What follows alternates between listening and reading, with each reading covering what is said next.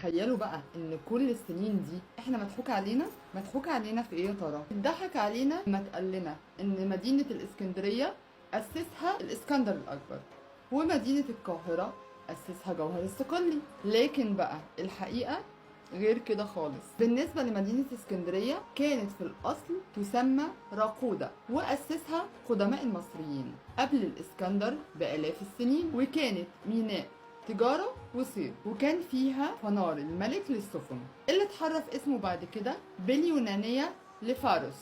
لكن كل اللي عمله الإسكندر إن هو أمر بإنشاء حي جديد عشان تكون مقر حكمهم في مصر، وأطلق عليه اسكندرية نسبة لاسمه.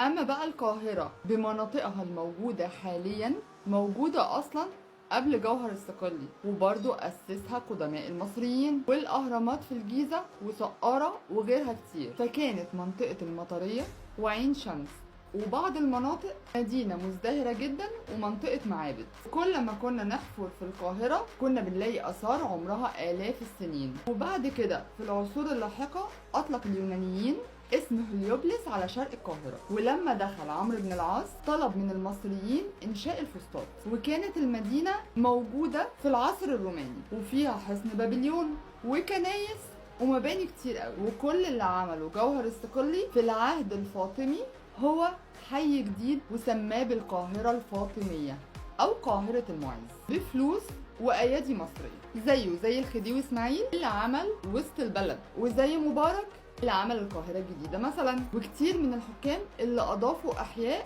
لمصر.